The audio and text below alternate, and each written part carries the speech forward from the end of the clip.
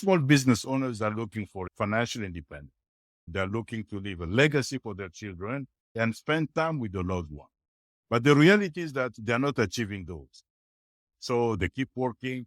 There are so many factors at play, and the stagnation that we generally see is only a symptom of something else. They begin to be afraid of failing, and they become conservative. No risk, miss opportunity.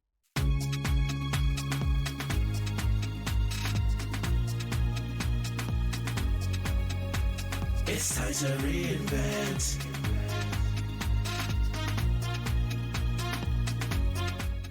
Welcome to the Lessons of Entrepreneurship, the journey of reinvention. Today, I have a very special guest for you. I'm here with Mosongo Moukwa.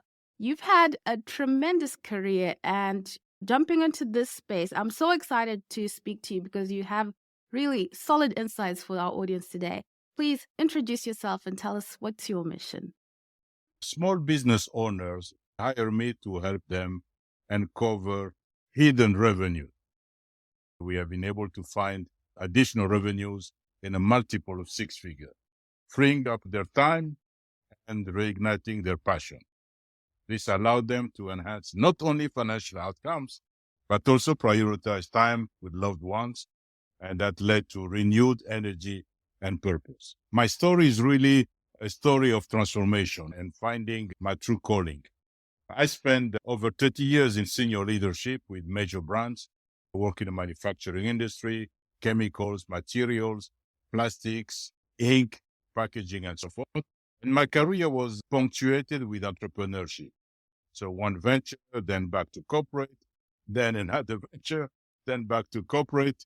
And eventually I decided that it was a time for me to take a leap of faith and venture fully in the world of entrepreneurship. So the call came when one of the companies I used to work for sold the business to private equity investors. That's when really I decided that, hey, it's probably time for me to do something else. My corporate career was extremely rewarding, filled with strategic decision-making, operation, business development, R&D, mentoring the young leaders, driving innovation, and nurturing a number of customers, most of whom were actually small business owners. I always felt a deep desire to create something on my own. So that's what I do. I support small business owners, and my methodology and strategy build upon my capabilities, which I've developed over the years in corporate as well as an entrepreneur. Thank you for being with us, Mosongo. You are a best-selling author, business strategist, and as you mentioned, you've worked with major big brands that I think everybody would recognize: Philips, SC Johnson, Reichhold, Asian Paints, and you've had a really amazing career. I'm going to jump to one of your books because I was going through the reviews and all the wonderful things that people were saying about you in terms of really your understanding of what it takes to be a business leader. Your bestseller, Be a Leader of Significance, Build Your Legacy, and Leave an Impact.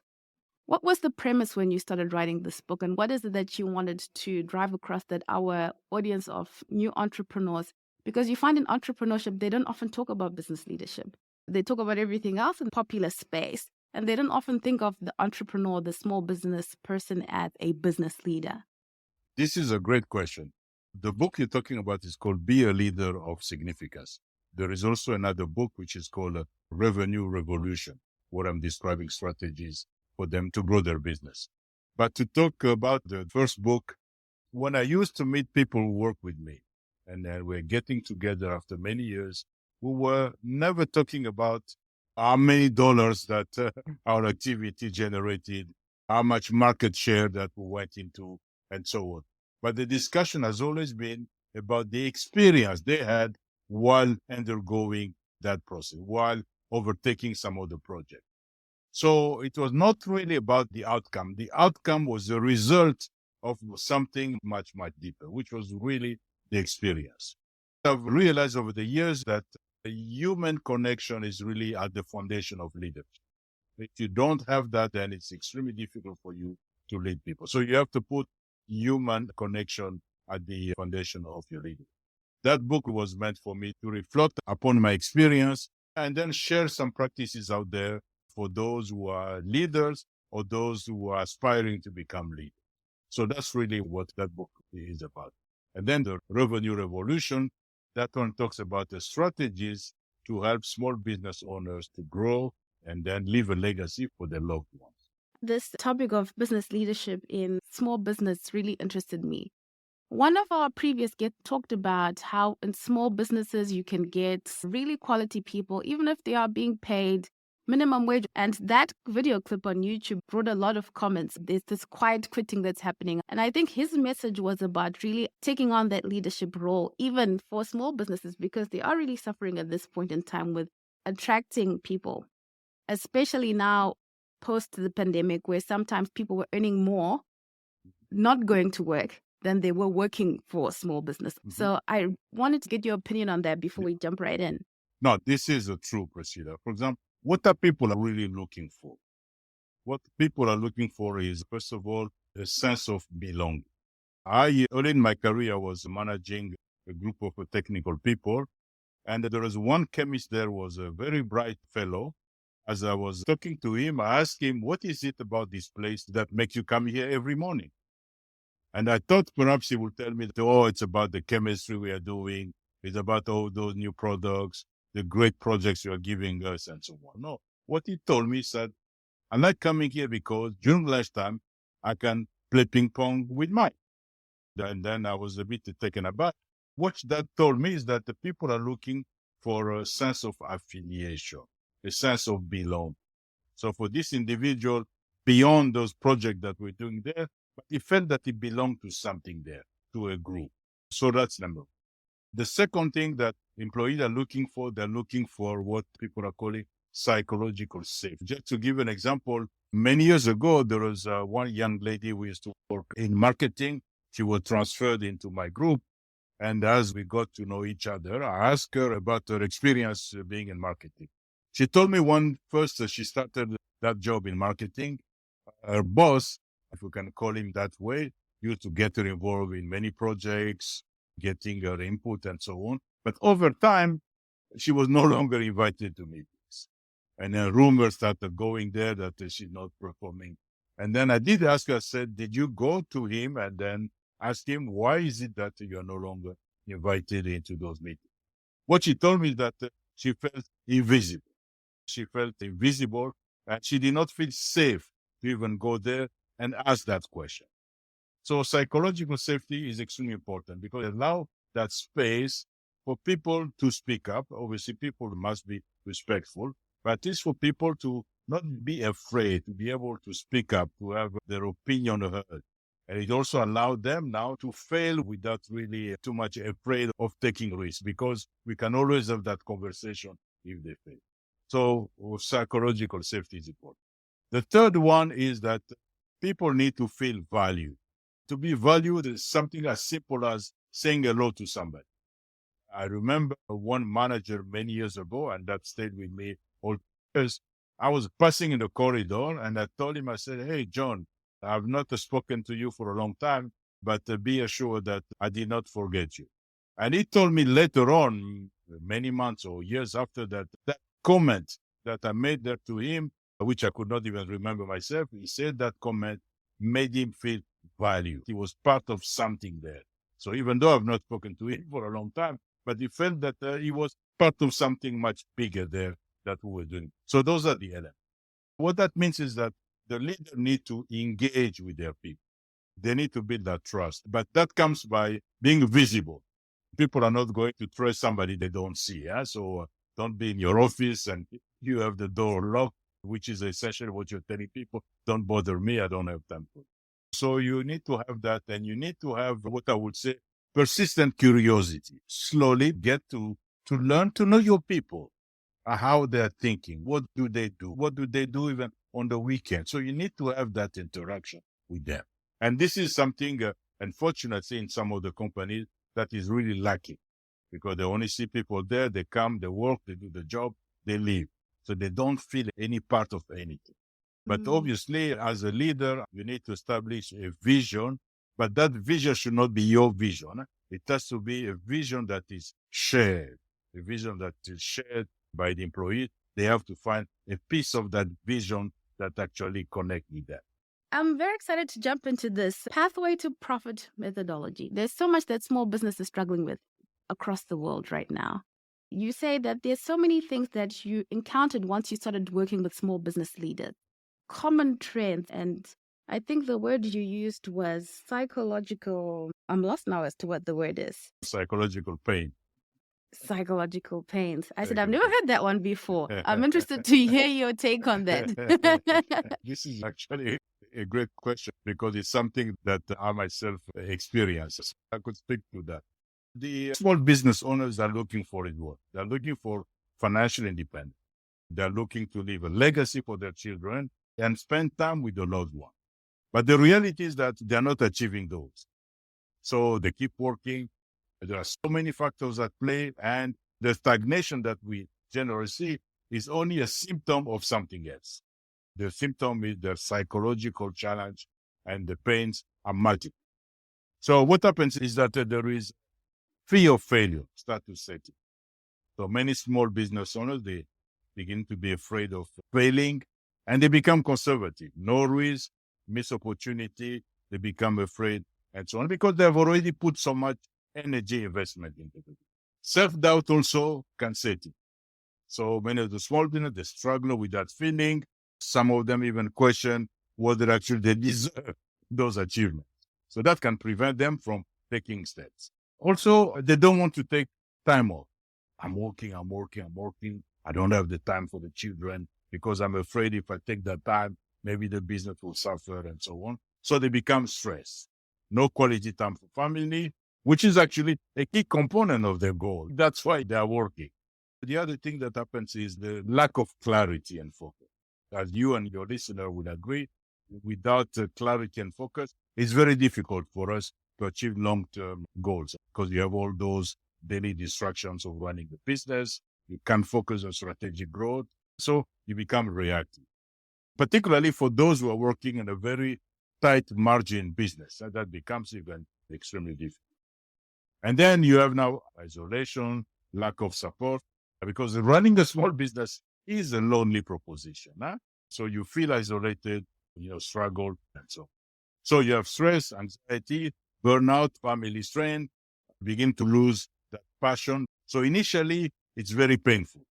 But what I've observed is that then they start getting used, living in that space and feeling comfortable with it, and then justifying their situation without actually addressing the challenges. Oh, I cannot take my son to a football game because I have this business. So how to solve that problem? First of all, you have to understand those psychological challenges, which is essential for small businesses. The way to do it is to make them aware that they have been settling for something they're not happy about.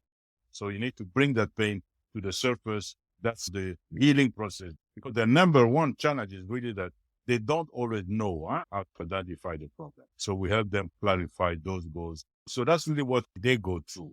I myself, I went through some of those things because during my journey as an entrepreneur, I did not have a mentor. I did not have a coach per se. I went back and reviewed what I've learned in my corporate days, what I've learned from supporting business owners. I connected with people. I attended lectures. I even took additional courses to apply them. But I also felt alone, at the time frustrated, particularly in the beginning, the children in college. And then you wonder, if this thing does not work out, how am I going to be able to pay the tuition? So at time you feel a bit depressed. But when I look back, what I've learned is that number one, you need to build a strong foundation for your business. And it takes time to put that infrastructure in place. Then you scale up. To scale up, for that you need to have the product and market fit. You need to generate those leads. You need to deliver your products and then retain those customers. So that is crucially important in the beginning, because if you don't have those things in place, then it's very difficult for you to perform because you continue to struggle. Then when you are at 6-figure and you want to go to 7 figures, that requires an entirely different operational structure because all of a sudden you need to deliver at scale. Now, in the beginning of my journey, I did not fully internalize those. Where to spend my energy, what alliances I should have. You read those things, you take classes, but when you're at it, really, you get lost. So now when I look back, then I say, actually, it made sense why I struggled. But at the time, I had no idea what would happen. It was like building the World Trade Center without an architect, without a plan. But I kept at it, going at it, and so on, until everything then seemed to align. If you remember the movie, The Lord of the Rings, perhaps some of your listeners may remember that movie. The protagonist there was a fellow called Frodo. So like Frodo in that movie, I've reached Mount Doom. I can get to those small business owners because I've experienced what they've experienced, and I've discovered strategies which I can describe to you shortly here, and the process that got me there that I would like to share, because now I'm then experiencing the pleasure, and I would like them to experience that. That's really what I went through into my journey there. Thank you for speaking to that, because I think when you now describe what the psychological pains, I think even the listeners are saying, okay, I know that feeling. And you've got to identify how you're settling for something you didn't intend. That was not why you got into this. And now you've settled, probably because of not knowing the way to proceed forward. You said the first step, having the right structure, can take some time. To the person who's listening, they're trying to assess, do I have the right structure? What does the right structure look like? Product market fit, which means what is your positional market though? What is your unique proposition? I'm selling this skin product, but why that skin product is unique? There are many skin products out there. What is your compelling offer? That is essential for every business to define that. And finally, the people you target, which market are you going to there? Is this product for young people? Is it for older people? What is it here? Or is it for everybody? This is the basis for you to do that. Now, obviously, there are other things. Do you do strategic alliances and so on? But one thing that I've learned, probably your listener, they know about this 80-20 rule. Essentially says that 80% of the effect comes from 20% of the causes. So what I've discovered is that 20% of what we do every day is actually responsible for 80% of the revenue. So the question is, if you are a business owner out there, are you spending 20% of your time on the business, not in the business? Because many of the small business owners actually, over time, they've become like one of the employees. But are you really spending 20% of your time on the business? If you focus 20% of your time on the business, then the effect of that really will have tremendous impact on 80% of your revenue. Now, what do you do with that 20%? Within that 20%, then you have to focus on leads, conversion, closing rates, retaining those customers, how much I should charge, the cost, and so on. So that should be part of your 20%.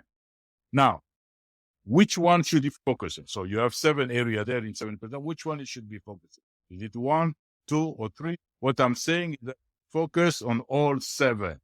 The reason you focus on all 7 because there is a compounding effect. So you increase the lead, you increase the conversion. You can take any generic case there. So today, take your business, take those elements and so on up to revenue, and then minus the fixed cost, variable cost, and then you have your profit. Now, if you increase each one of them incrementally, even by 10%, your profit now, you'll see that you have the opportunity of increasing it perhaps by 50%. But I'm saying 10%, you can do that with your closeout. Shoot for 40%. If you do 40%, then you can even more than double your profit. So 80-20 rule, that's what you need to start.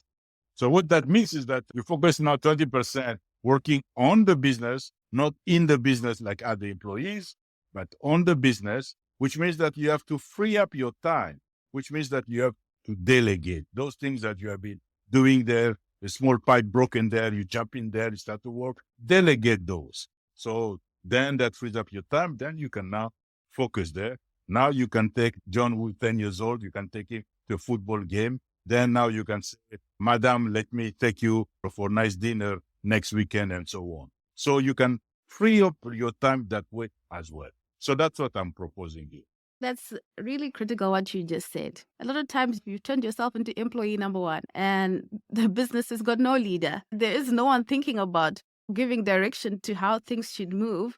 and you're Yes. so into things that you can stretch yourself out to see what you should do, and you can do more of what's not working and Yes, hoping yes, that yes. it will work. That is the spiral that many small business owners tend to go over time. So they are putting so much energy, but the business actually is not moving fast, and they're busy. So they become busier and busier. They don't have time for anybody. They don't have time for the family. They're stressed. They're anxious. They're afraid to fail. They're wondering why the business is not going well. The interaction with other people become extremely difficult and so on. The way I try then to coach them, because I know we can achieve the financial outcome. But my coaching approach is really about integrating every aspect of life: the physical, the mental, the emotional, spiritual, social, and environmental, in a kind of holistic form. So we're going to get the money, this opportunity. And I know my process certainly work, and those ideas I put there, I know they work. But I do that because I believe the true success is not just about hitting the financial target or gaining market share, but it's also about creating extraordinary results that also improve the quality of life for you and those around. So when I work with people, I focus on building that deep emotional and spiritual connection between them and their work. I found that leaders, when they truly connect with the spirit of their business and their team, that all of a sudden opens up a tremendous potential for incredible performance and meaningful change. So what do we do then? So we start by defining what success looks like for them. What are the ultimate goals? And then connecting those goals to a deeper purpose. So what I mean that if you are a person, the luckiest person alive, what will that look like, Mr. Horner? So you have to define that. Now, if you want to achieve a $5 million or rand or whatever, what would you do with that money? What is your motivation? What I find when you begin to have that conversation, you realize that what the people are telling you is actually may not be really the financial outcome, but it's something else. For example, one client told me, "Oh, I would like to achieve $2 million. If I achieve that, I promised myself long ago, I'm planning to buy mother a house, $400,000 house. Mommy, this is for you. I'm grateful. I feel very good." So in that case, then this goal of financial outcomes become only a conduit to something much more deeper, right? Which is actually their dream. But over time, they forgot that. They forgot actually that's what they wanted to do, right? To buy a house for their mother, because they've just been busy work. So we try to bring that to their attention, because that becomes then something that will guide them through that coaching job. Thank you so much for that. Really about that connecting with the spirit of the business and the deeper meaning as to why you're doing it. Like you said, people forget, or maybe they not so much forget, but as things get harder, they lose that connection with how possible is this? Let me just stay alive. So to that entrepreneur, small business person who's like, you're talking about me, Mr. Mosongo, you're talking about me in the business, and what can I begin to do today for me as first step to moving out from in to working on the business? Two things. Look at where your time is being spent. That's number one. Tomorrow, go there. Look where your time is being spent. Are those activities that you are doing there, are they really helping you to grow the business? Or these are just things that really you should not be involved? So start looking at that, and you're going to realize that there are many things that you as a business owner, you are involved in that frankly you should not be involved. So come out of this mode, working in the business, and start acting to work on the business. That's something that the business owner can do the way tomorrow. So then when you sit there, then look at now if I know where my time is going. So let me now try to focus and spend that 20% of my time on the business in an extremely focused way. And then I can focus on leads. I can focus on frequency of sales and so on. So that's something that they could start readily tomorrow. But in many cases, it's difficult because there are just so much pressure going on. That's why I advise some of the business owners, particularly if they are in that place where they are struggling a little bit, to have a mentor, to have a coach that's going to help them in the process. That's what I would say. Now I'm going to take you to the communication I had with you on LinkedIn. You said Okay. to me, it's not about marketing per se, but it's about messaging. And I said, okay, tell me more. Yeah. Business is not about marketing. It's about messaging. It's really about tapping into the conversation that is taking place in the head of your prospect. So that's really what it is. Because it's really to be able to address the number one question that your prospect they have in mind. So that one revolves actually around two major emotional issues. One is the problem they cannot get rid of. And then number two, the solution that they desperately need. That's really what it is. Through my research, what I came up with is what I'm calling the conversion formula. So that's just a way of thinking about the customer needs. So that means that the number one, captivate the customer. So by stating the problem that the customer has and they cannot get rid of. Number two, fascinate them by making a promise of a solution that actually going to address their issue. Number three, you have to educate them. So you need to provide with them evidence of your product or services so that they are superior to anything out there. And then finally, you close by making a compelling offer to them. So if today, for the small business owner there, for anybody out there among your listeners, just go pick up many of the website there, look at it and ask yourself, what is the offer? You're going to realize that many of them, you are unable to really extract what are they offering. Pick up a law firm, for example. I just go there and then ask yourself that question. So because they have not been able to really address the conversation that is taking place in the head of the people. So just give you an example. We work with one cosmetic surgeon, and she had a business. Advertisement was nurturing the body that will provoke true envy. So that was the advertisement. The question is, does this really enter the conversation that's taking place in the head of the customer? And then changing that advertisement by, do you want the body you had before you had children? So all of a sudden, the message is different now. Huh? This is the case of ladies.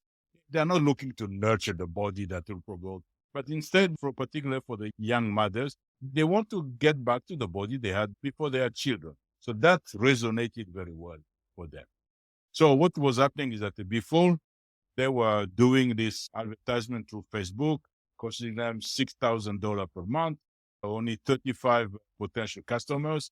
Once we change that, then what has happened is that all of a sudden, the number of leads went from that 35 to 400, 67% opt-in, 12% conversion, and that brought in for them 120,000 per month. Just by changing that message, which actually became like a unique, compelling proposition. You want the body you had before you have kids, as opposed to nurturing the body that will provoke envy. They're not looking to provoke envy. They want to get the body before they have children, particularly the young mothers. So by doing that and by changing now their messages around the captivate, fascinate, the educate, and then close, they were able to achieve that. That's what I mean by it's not about marketing, but it's about messaging. That's a great example. Marketing trends that are quite cheeky. I can see why people think that, oh, the body you envy sounds really good. But Yeah, like you no, said, it's not. it, it's not entering the conversation. That's not what the people are thinking. She thought that's what the conversation they were going. Actually, no. The young mothers, the conversation they're going through is that, I really want to get the body I had before I had these first two kids. So that's really what they're looking.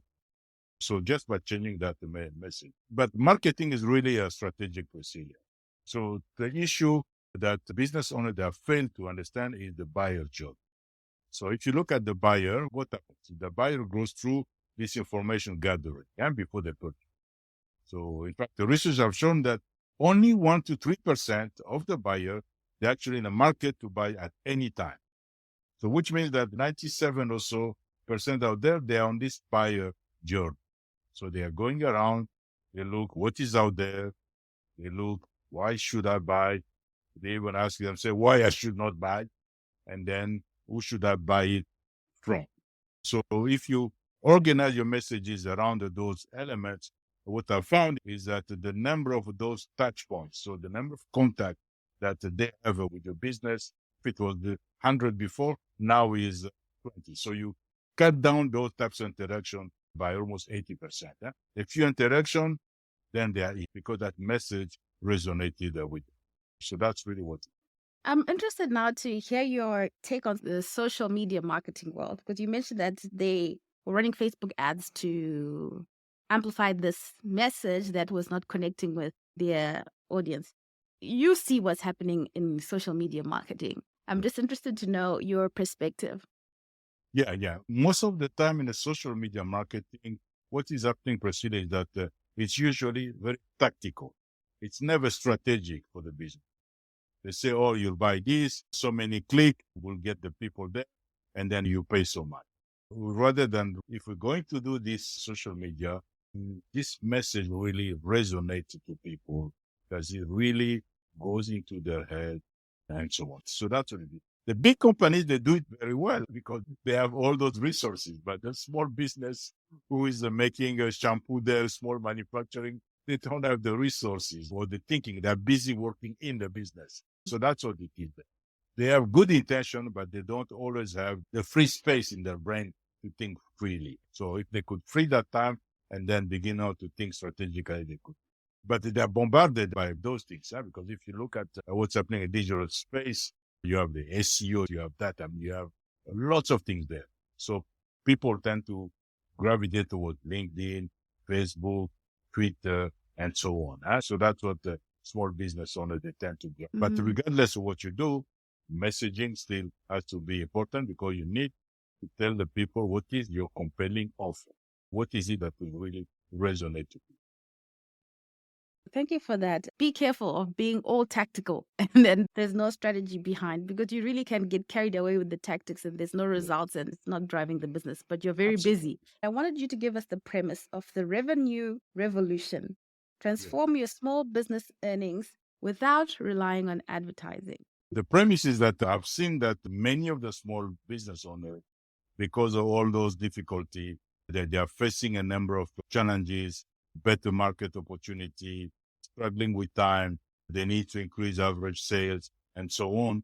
And they do not have really the tools like the big company. I work for big companies, and I can see the resources they use to put towards those. They will have a group there interviewing those prospects and so on to really capture what they're looking for. The small business owner, they don't have those resources. So that's why I wrote that book. I said, let me capture those ideas over the years and so on, and put it out there so at least they could get something there, give them the tools that the big company. So that was the plan. So in the book, I'm outlining a number of strategies, and people can read those, and then probably they can get some good idea that is there. So that's really why I wrote the book. I'm going to push the boundaries a little bit, Mr. Mosongo. Okay. And I'm going to ask you to give us a teaser, give us one of the strategies, and then people will know what to do from there. Okay, so let's take, for example, cost reduction. Now, many of the small business today, they don't always, at least many of them that I've came across here, they don't always have a good idea of where the money is going. So take your credit card, take your bank statement, go through it, look at it one by line, see which item there really is toward revenue generating. You'll be surprised to see that there are many activities out there that actually they should not be spending money. Sometimes their business credit card is being used by family members and so on, and they have no clue where the money is going. So that's something that is there. In a big companies, those things are very well regulated.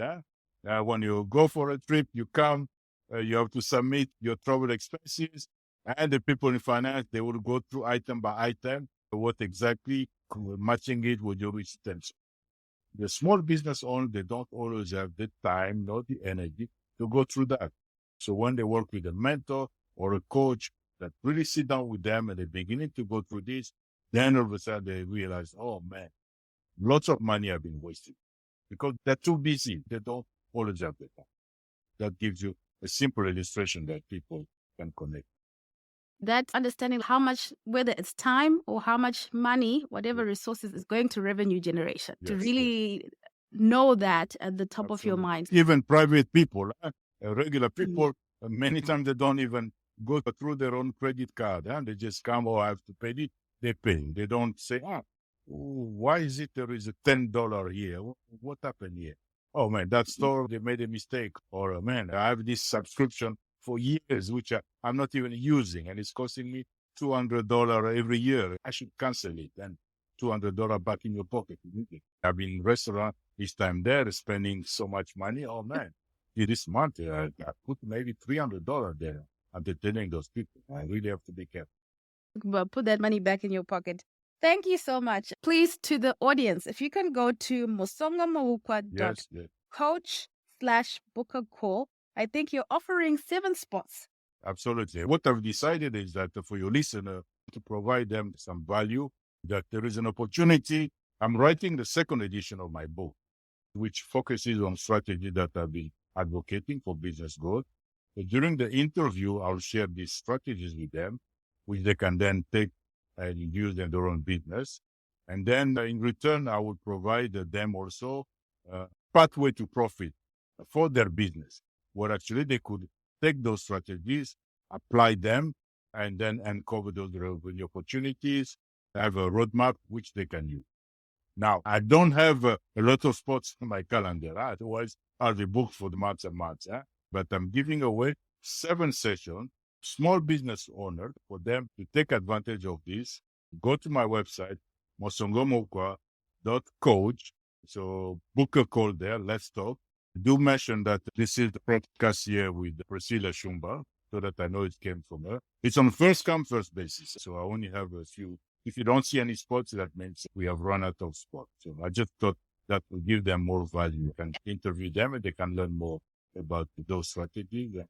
And then later on, we can have a deep dive into their business, and then I can show them some of the opportunities. Thank you very much for that. There's only 7 spots. First come, first serve. And you get the opportunity to really get this wealth of wisdom and experience from Mr. Mosongo Moukwa. Thank you so much. It's been a great time. I look forward to when your next book comes out. Thank you, Priscilla. It's been a great conversation. I enjoyed your questions, and hopefully your listeners, they find a great value from this conversation as well. Absolutely. Thank you. If you love what we're serving here at the Lessons of Entrepreneurship, the Journey of Reinvention podcast, please share this episode and have some conversations around these principles and ideas. There's nothing better than talking business with a fellow business bestie. Bring some inspiration to your entrepreneurship journeys. And as always, thank you so much for listening in, and see you soon.